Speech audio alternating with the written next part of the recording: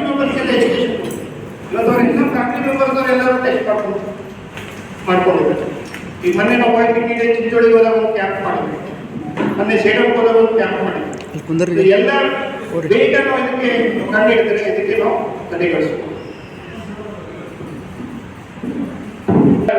ಫ್ಯಾಕ್ಟ್ರಿನೆಲ್ಲ ಅವ್ರಿಗೆ ಜಾಬ್ ಸಿಕ್ಕಿದೆ. ಈಗ 2 ತಿಂಗಳಿಗೆ 3 ತಿಂಗಳಿಗೆ ಒಂದ್ಸಲ ಬಂದು ಗುಲ್ಬರ್ಗಕ್ಕೆ ಬಂದು ಚೆಕಪ್ ಮಾಡ್ಕೊಂಡು ಹೋಗ್ತಾರೆ. ಮತ್ತೆ ಮತ್ತೆ ಏನಾದ್ರು ತೊಂದರೆ ಇದ್ರೆ ನಾವು ಆನ್ಲೈನ್ ಕನ್ಸಲ್ಟೇಷನ್ ಮಾಡಿ ಅವ್ರದ್ದೆಲ್ಲ ಪ್ರಾಬ್ಲಮ್ಗೆ ಸರಿಪಡಿಸ್ತೀವಿ.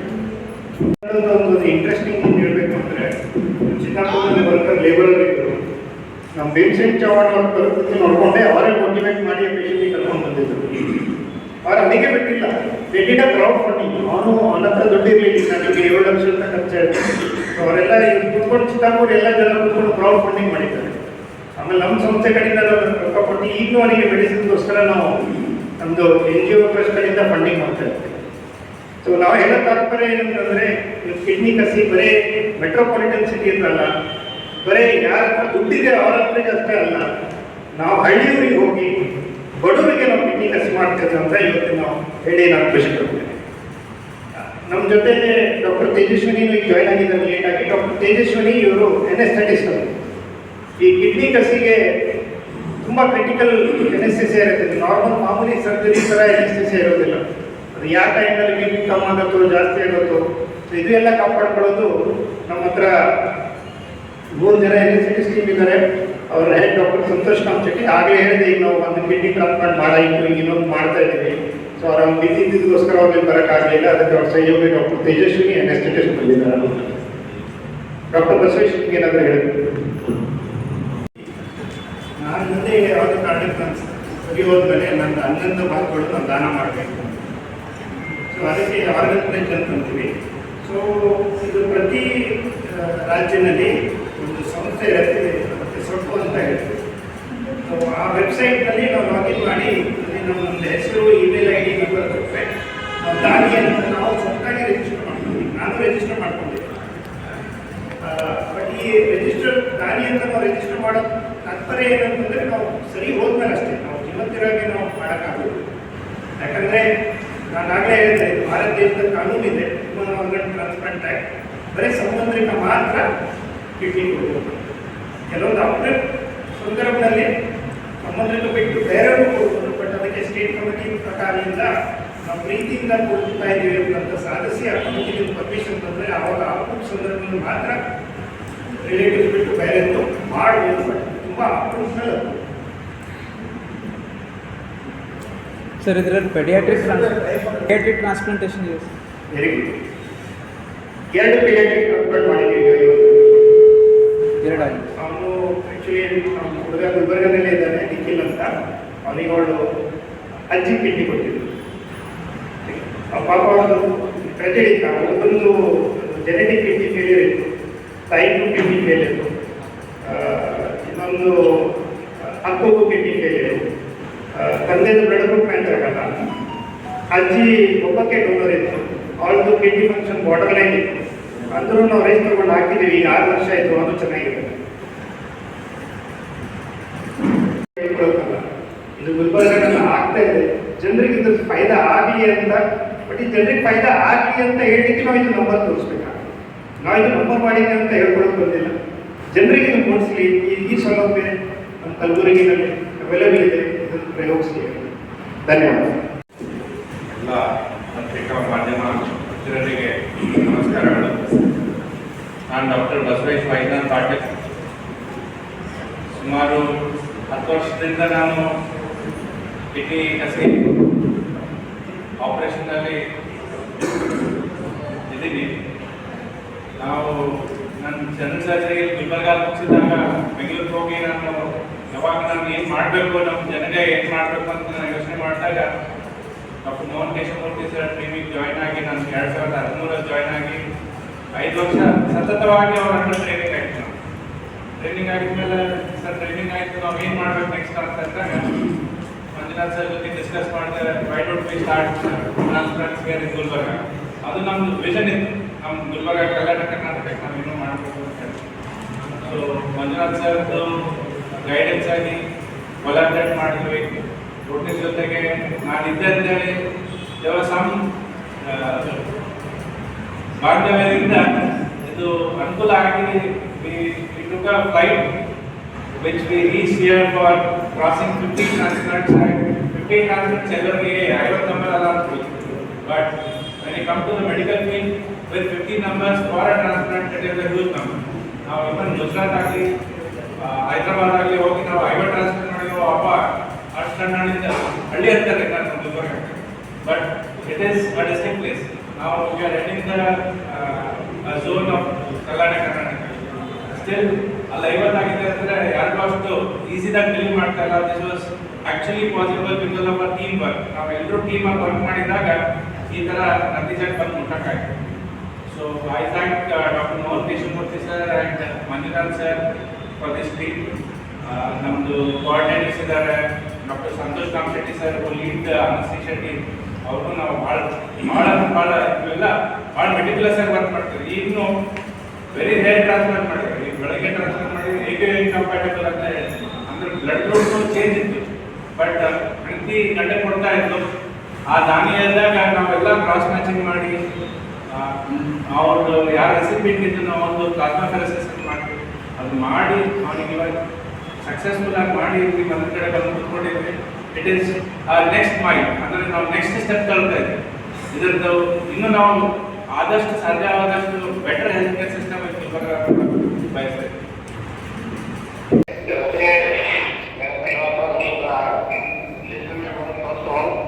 मेरे को कोई का तकलीफ भी नहीं आई और मैं जब से डॉक्टर मंजुनाथ सर से जब से मेरा मुलाकात हुई है तब से मैं बहुत खुश हूँ और मैं बढ़िया हूँ और मैंने चलने के लिए जाने आने के लिए तकलीफ नहीं है मुझे और मेरे बाजू में हुआ है बढ़िया है, कोई दिक्कत नहीं होगा और मैं भी अच्छा भी हूँ और बिल्कुल सुना भी हूँ। बस थोड़ी सी यही बात है कि हर 4 महीना मेरे को हैदराबाद जाना पड़ता, आने को पड़ता और यही दिक्कत है। बाकी कोई तकलीफ नहीं है, खाने का दवाई का कोई दिक्कत तकलीफ नहीं है मुझे। मैं बिल्कुल अच्छा हूँ और बहुत सुंदर जीआई हॉस्पिटल में 10 महीने अपनी तकलीफ को वहां पे मैंने सौंपा था। हमारा सर डॉक्टर मंजुनाथ सर ने हमारी तरफ जितना भी मदद किया है बहुत अच्छा मदद किया है और उस हॉस्पिटल से मैं बहुत खुश हूँ।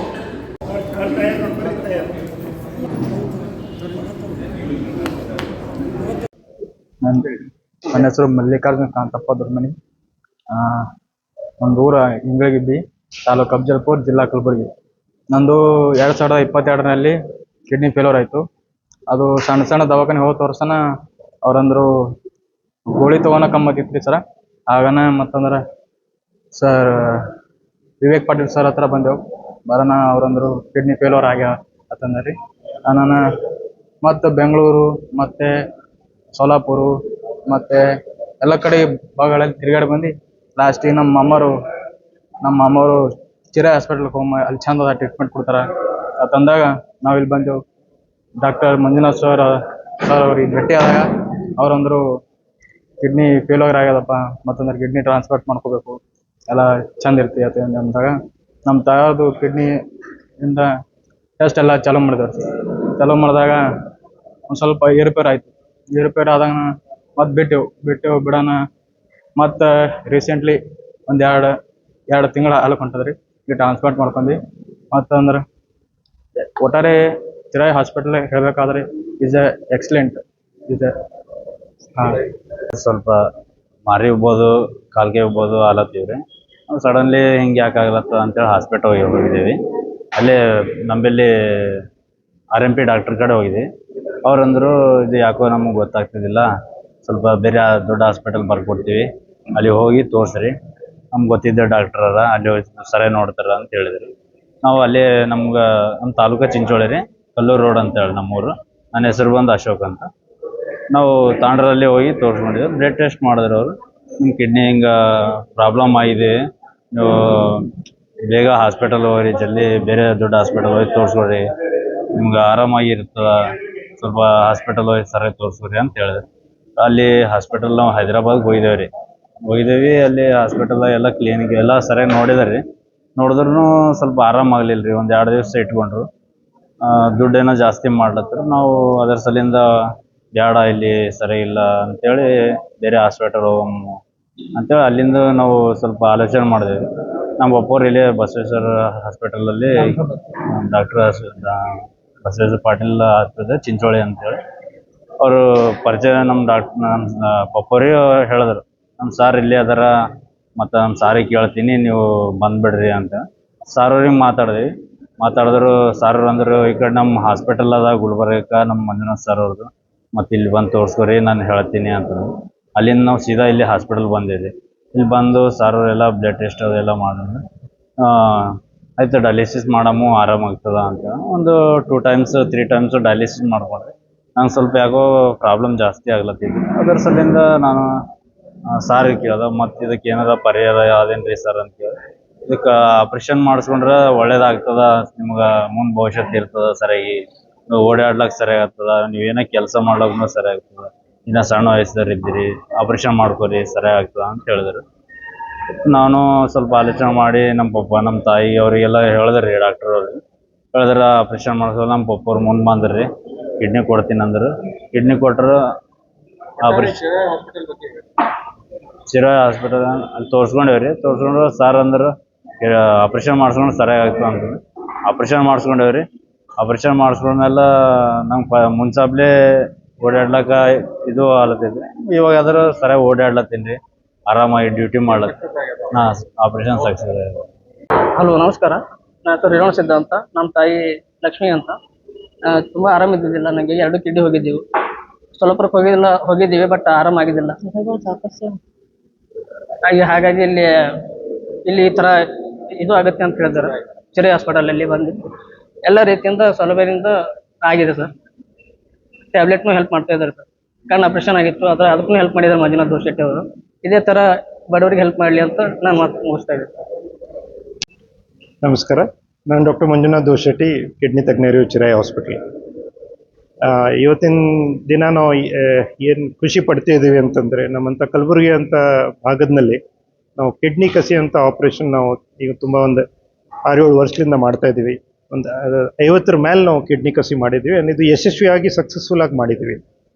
ಆ್ಯಂಡ್ ಅದು ಅಷ್ಟೇ ಅಲ್ಲ, ಇದು 50ರಲ್ಲಿ ಒಂದು 50% ಜನರಿಗೆ ನಾವು ಆಯುಷ್ಮಾನ್ ಭಾರತ್ ಸ್ಕೀಮ್ನಲ್ಲಿ ತುಂಬ ಫ್ರೀಯಾಗಿ ಮಾಡಿದ್ದೀವಿ ಆಪ್ರೇಷನ್. ಆ್ಯಂಡ್ ಅವರಿಗೆ ಲೈಫ್ ಲಾಂಗ್ ನಾವು medicines free Ayushman Bharat scheme government of Karnataka ಕಡೆಯಿಂದ ಅವರಿಗೆ ಸೌಲಭ್ಯ ಇದೆ. ಆ್ಯಂಡ್ ಈ ಹೇಳೋ ತಾತ್ಪರ್ಯ ಏನಂತಂದರೆ, ಮುಂಚೆ ಎಲ್ಲ ಈ ಕಿಡ್ನಿ ಟ್ರಾನ್ಸ್ಪ್ಲಾಂಟ್ ಅಂತ ದೊಡ್ಡ ಆಪ್ರೇಷನ್ ಬರೀ ದೊಡ್ಡ ಊರಿನಲ್ಲಿ ಆಗುತ್ತೆ ಅಂತಂತ ನಂಬಿಕೆ ಇತ್ತು. ಬಟ್ ಇವತ್ತು ನಮ್ಮ ಗುಲ್ಬರ್ಗ ಭಾಗದಲ್ಲೂ ನಾವು ಫೋರ್ಟಿಸ್ ಹಾಸ್ಪಿಟ್ಲ್ ಜೊತೆ ಕೊಲಾಬ್ರೇಷನ್ ಮಾಡಿಕೊಂಡು ಇವತ್ತು ನಾವು ಒಂದು 50ಕ್ಕಿಂತ ಮೇಲೆ ಕಿಡ್ನಿ ಕಸಿ ಮಾಡಿದ್ವಿ. ಎಲ್ಲ ಥರ ಮಾಡಿದ್ವಿ.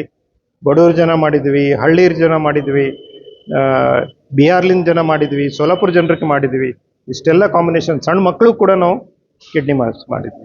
ನಮ್ಮ ಆಸ್ಪತ್ರೆಯಲ್ಲಿ ಬರೀ ಕಿಡ್ನಿ ಕಸಿ ಅಷ್ಟೇ ಅಂತಲ್ಲ, ಈಗ ನಮ್ಮಲ್ಲಿ ಸುಮಾರವಾಗಿ ನಾವು ಒಂದು ತಿಂಗಳಿಗೆ 1,000ಕ್ಕಿಂತ ಮೇಲೆ ನಾವು ಡಯಾಲಿಸಿಸ್ ಮಾಡ್ತಾ ಇದ್ವಿ. ನಮ್ಮ ಭಾರತ ದೇಶದಲ್ಲಿ, ನಮ್ಮ ಕಲಬುರಗಿ ಭಾಗದಲ್ಲಿ ದಿವಸ ಕಿಡ್ನಿ ವೈಫಲ್ಯ ಸಂಖ್ಯೆ ಜಾಸ್ತಿ ಆಗ್ತದೆ. ಇದಕ್ಕೆ ಮುಖ್ಯ ಕಾರಣ ಇರೋದು ಸಕ್ಕರೆ ಕಾಯಿಲೆ, BP ಕಾಯಿಲೆ. ಜನ ಚೆಕ್ ಮಾಡ್ತಾ ಇಲ್ಲ, ರೆಗ್ಯುಲರಾಗಿ ಚೆಕಪ್ ಮಾಡ್ತಾ ಇಲ್ಲ. ನಮ್ಮ ಕಲಬುರಗಿ ಭಾಗದಲ್ಲಿ ತುಂಬ ಬಿಸಿಲು ಇರೋದ್ರಿಂದನೂ ತುಂಬ ಜನರಿಗೆ ಕಿಡ್ನಿ ಹಳ್ಳ ಆಗಿ ಅದಕ್ಕೆ ಕೂಡ ವೈಫಲ್ಯ ಆಗಲಿಕ್ಕೆ ಕಾರಣ ಇರ್ತದೆ. ಸೊ ಇವತ್ತಿನ ದಿವಸ ನಾನು ಏನು ಹೇಳಕ್ಕೆ ಇಚ್ಛಪಡ್ತೀನಿ ಅಂತಂದರೆ, ನಾವು ಕಿಡ್ನಿ ನಮಗೆ ಕಾಪಾಡ್ಕೋಬೇಕು. ಒಳ್ಳೆ ಆಹಾರ, ಚೆನ್ನಾಗಿ ನೀರು ಕುಡಿಬೇಕು, ಉಪ್ಪು ಕಮ್ಮಿ ಸೇವನೆ ಮಾಡಬೇಕು, ಪೇನ್ ಕಿಲ್ಲರ್ ಟ್ಯಾಬ್ಲೆಟ್ ಯಾವುದು ತೊಗೋಬಾರ್ದು, ಧೂಮ್ರಪಾನ ಮಾಡಬಾರ್ದು, ಡ್ರಿಂಕ್ಸ್ ಮಾಡಬಾರ್ದು. ಅದು ಅಲ್ಲದೆ ಯಾವುದೋ ಕಾರಣಕ್ಕೆ ಕಿಡ್ನಿ ವೈಫಲ್ಯ ಆದ್ರೂ ಕಿಡ್ನಿ ಕಸಿ ಅಂತ ದೊಡ್ಡ ಆಪರೇಷನ್ ಇವತ್ತು ನಮ್ಮ ಕಲಬುರಗಿ ಭಾಗದಲ್ಲಿ ಚಿರಾಯಿ ಹಾಸ್ಪಿಟಲಲ್ಲಿ ಇದ್ರದ್ದು ಫೆಸಿಲಿಟಿ ನಮ್ಮ ಹತ್ರ ಇದೆ. Thank you.